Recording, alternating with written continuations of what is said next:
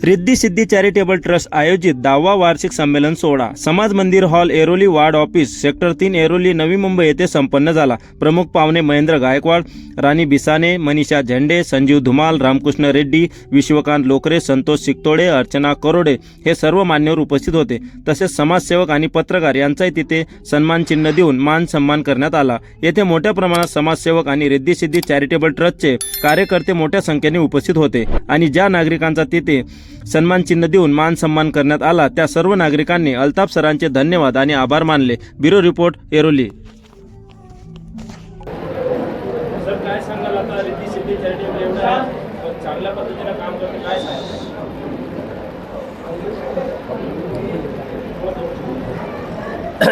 Riddhi Siddhi trust जो trust म्हणजे गेले कित्येक वर्षापासून अत्यंत चांगल्या पद्धतीने सामाजिक क्षेत्रामध्ये कार्य करत आहे आणि विविध क्षेत्रात कार्य करत आहे। बालकांच्या क्षेत्रात असू दे, महिला कल्याण असू दे, त्याचप्रमाणे आरोग्य क्षेत्रात त्यांनी अत्यंत उल्लेखनीय काम केलेलं आहे आणि त्यांच्या या कामाच्या प्रगतीमुळे आणि कामामध्ये असलेल्या प्रामाणिकपणामुळे महिला आणि बाल विकास विभाग, त्याचप्रमाणे ठाणे जिल्ह्याचे जिल्हाधिकारी कार्यालय असेल, माननीय जिल्हाधिकारी श्री अशोकजी शेंगारे आहेत, त्याचप्रमाणे महिला आणि बाल विकास विभागाचे आयुक्त माननीय डॉक्टर प्रशांत नारनवरे सर आहेत। तर त्यांनी या संपूर्ण कामाची दखल घेतलेली आहे आणि त्याचप्रमाणे त्यांच्या कामाची दखल घेऊन जे लहान मुलांसाठी जे निवारागृह चालवत आहेत तर त्याला आमच्या बालकल्याण समितीच्या सन्माननीय सदस्य इथं उपस्थित आहेत, मनीषाताई झेंडे ॲडव्होकेट आहेत, त्यांनीसुद्धा संपूर्ण कायदेशीर बाबींचा अभ्यास करून या संस्थेला त्यांनी मान्यता प्रदान केलेली आहे। त्यामुळे ही संस्था महिला आणि बाल विकास विभागाच्या मान्यतेने चालू आहे आणि शासकीय मान्यता असल्यामुळे इतर शासनाचे जे फायदे देता येऊ शकतात ते संपूर्ण रिद्धी सिद्धी या संस्थेला आपल्याला देता येऊ शकतात।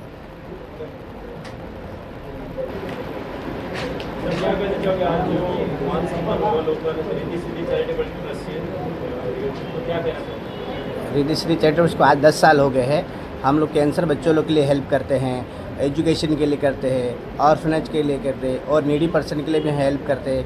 काफ़ी जगह ऐसे हमारे पास केस आते हैं, हम नहीं हेल्प करना फंड नहीं रहता है, लेकिन फिर भी ऐसे केस आते हम उनको मना नहीं कर सकते हैं।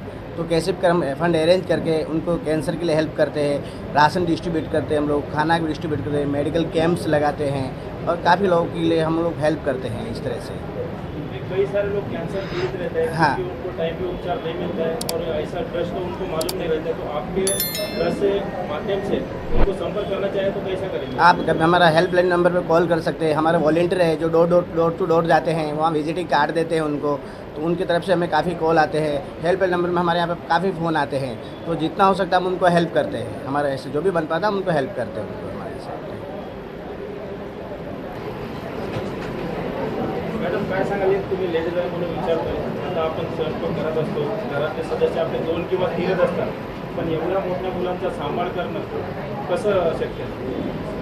खरं बघायला गेलं तर प्रत्येकच व्यक्ती स्वतःसाठी प्रत्येकजण जगत असतो, प्रत्येकाला आपलं कुटुंबच वाटतं, परंतु एक एवढं संपूर्ण कुटुंब चालवणं ही साधी गोष्ट नाही आहे। ही कोण करू शकतं? जो व्यक्ती खऱ्या अर्थानं हाडामासाचा कार्यकर्ता असतो, ज्याला खरंच सामाजिक तळमळ वाटते, मुलांच्या विषयी आपुलकी, प्रेम, जिव्हाळा ज्यांना वाटत असतो आणि ही जेवढं वाटतं आपल्याला साधं सोपं तर नाही आहे। याच्यासाठी जसं म्हटलं की आत्ता संपूर्ण टीम आणि ज्या पद्धतीनं रिद्धी सिद्धीचा जो प्रवास आहे गेल्या 10 वर्षापासूनचा, तर त्या प्रवासामध्ये एकच व्यक्ती किंवा 1 किंवा 2 व्यक्ती नाही करू शकत आहे। तर यासाठी हजारो लोक काम करणारे जे मदतीचे हात आहेत ते सगळे पुढे आल्यामुळं हा प्रपंच एवढा वाढलेला आहे रिद्धी सिद्धीचा आणि खरंच खूप मेहनत आहे आणि ह्या सगळ्या व्हॉलेंटियर्सचं संपूर्ण टीमचं मनापासून धन्यवाद। जेवढा आपण शब्दात नाही व्यक्त करू शकत, खरं खूप मोठं आणि महान असं मोलाचं कार्य आहे।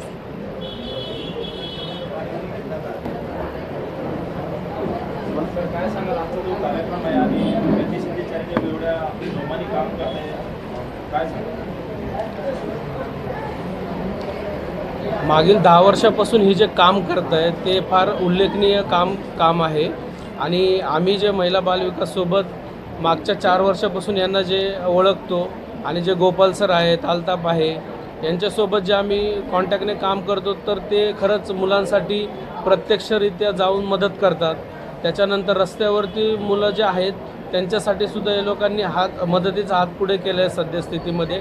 आणि काही काही पेशंट आम्ही स्वतः पाठवलेले आहेत तर त्यांना डायरेक्टली त्यांनी बेनिफिट दिलेले आहेत. आता मी एक केस पाठवली होती कॅन्सरची, तर त्यांनी लगेच त्याला 1 लाख रुपयाचा चेक देऊन त्यांनी लगेच त्यामध्ये मदत केली त्या मुलाला.